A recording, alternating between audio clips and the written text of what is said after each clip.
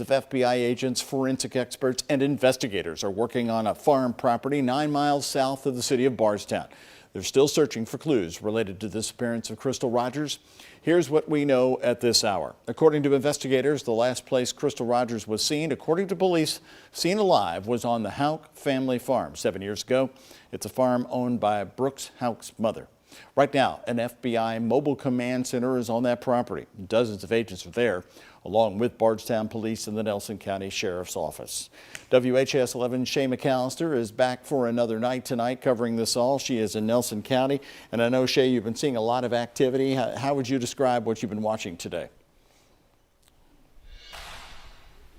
Well, Doug, we know everything kicked off around 8:30 this morning. That's when the search restarted for a second day, but that's not when investigators got on scene. Actually, we're told some investigators never left last night, securing this scene overnight to make sure nothing would happen ahead of a big day of operations. After lots of preparations, lots of setup yesterday on day one, today was the day. They brought in cadaver dogs, they brought in heavy machinery, and they tell us they searched multiple areas across the 245-acre farm.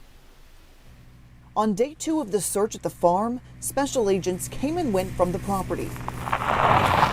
Beyond the roadblock, held secure by the Bardstown Police Department, we got a look at the operation underway. FBI vehicles on site indicate there are at least 24 investigators on the farm, working near a barn that has been a point of question in the past. Take a closer look between the gray van and the blue barn.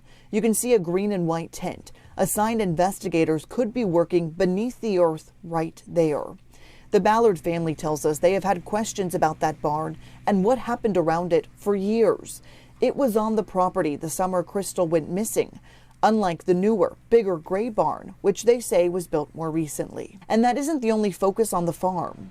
Special agents are using off-road vehicles to go beyond where the road ends, digging and working with cadaver dogs at multiple areas across the farm.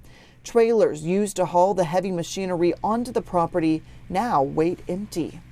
Also on site, a cell service truck used to give the team a signal for better communication across the rural farmland. This is at least the third time the farm has been searched by law enforcement. Still, Team Crystal hopes this time will be the last. We hope that something comes from this.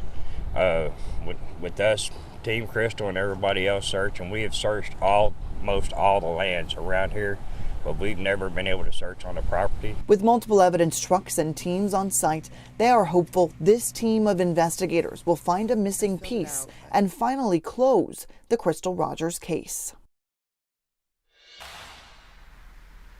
And Doug, we have learned they didn't find what they were looking for today, so the search will extend into a third day. Again, investigators staying on this site overnight. They tell us they won't leave it until they're completely done. They are expected to start up again around 8:30 tomorrow, and we will be here. Live in Nelson County, I'm Shay McAllister, WHAS 11 on your side.